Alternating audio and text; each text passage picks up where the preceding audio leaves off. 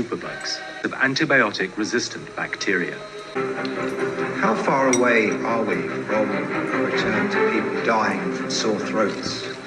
At a press conference on May the 23rd, 1997, scientists finally acknowledged the arrival of the untreatable bacteria they feared for years.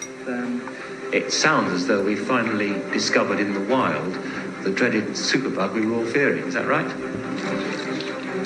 Yes, in a sense it is a superbug, yes. Today, superbugs look triumphant.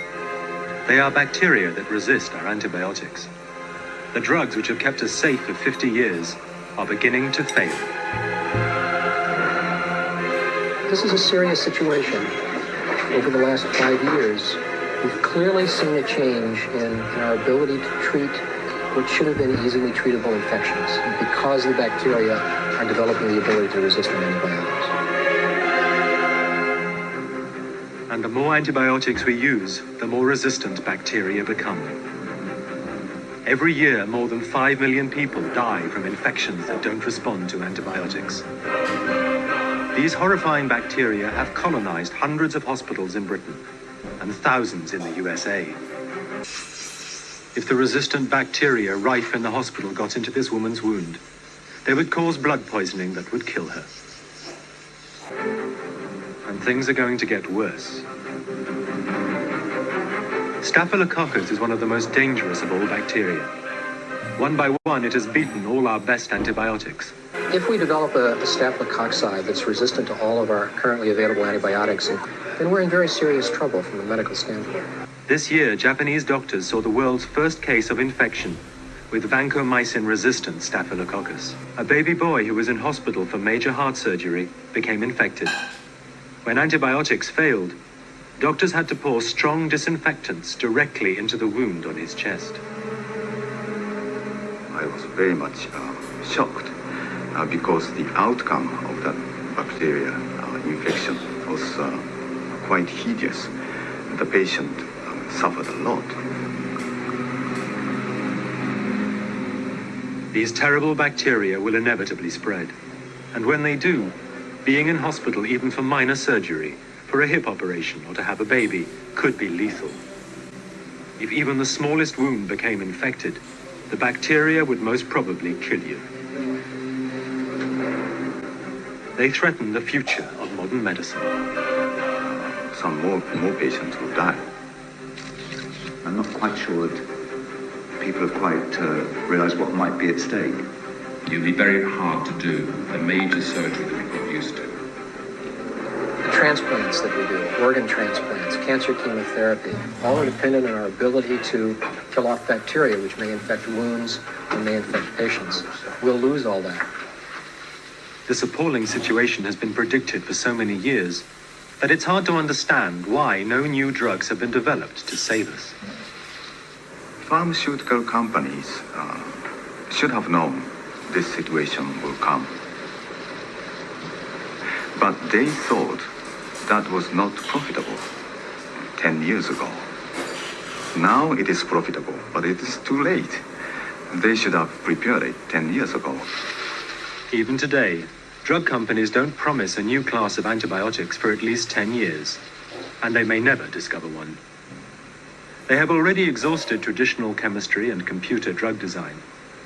Today, they analyze the genes of the bacteria themselves, hoping to uncover new ways of attack. But the frightening truth is that no fundamentally new antibiotic has been discovered for more than 30 years. One begins to worry that indeed we are moving into what some people have called the post-antibiotic era, into a time when our ability to treat virtually any infection with a powerful antibiotic is going to be over. This is an alarming prospect. He has since directed his research towards humans and the resistant bacteria which infect burns. People with large burns get infected with Pseudomonas aeruginosa. It's the biggest cause of death 48 hours after being burned, and it also causes skin grafts to fail. My reason for wanting to work on it in the Pseudomonas aeruginosa is normally resistant to many antibiotics, and readily acquires new resistance. So it's one of the bacteria that could be a problem in the future. Ever since 1947, when resistance began to emerge, the immediate answer to any resistant infection has been, find a new antibiotic. The individual scientist in the laboratory goes on seeking new germ killers. The industrial chemist continues to develop them and improves production processes.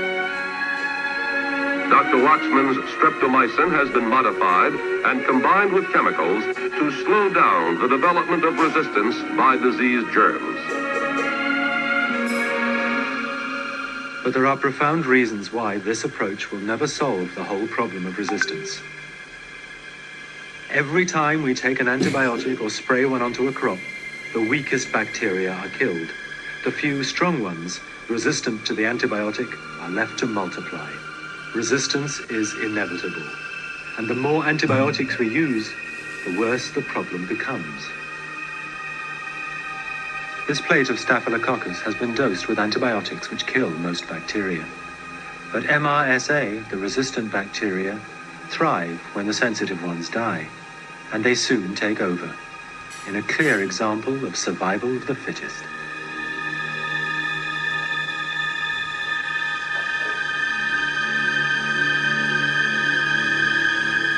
This is evolution in action. Essentially, when you use antibiotics, you provide what's called selective pressure. That means that the bacteria which have a gene which allows them to resist the action of the antibiotic are better able to survive when you give a patient antibiotics. And so consequently, within hospitals and also in the community, we have grown up a generation of bacteria which have an increasing ability to fight off our antibiotics. The key problem with antibiotics is that they are unchanging chemicals. Once bacteria develop resistance to them, they become redundant.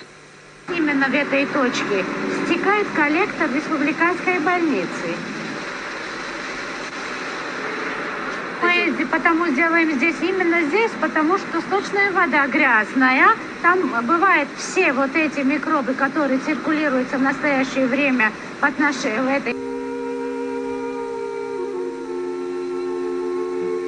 The problem of antibiotic resistance grows worse every day, everywhere. But making medicine for use in the West would involve a huge amount of work.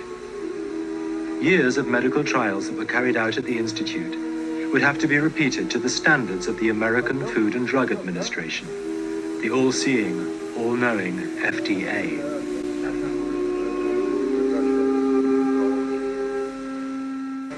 Каждая фирма старается для себя все сделать.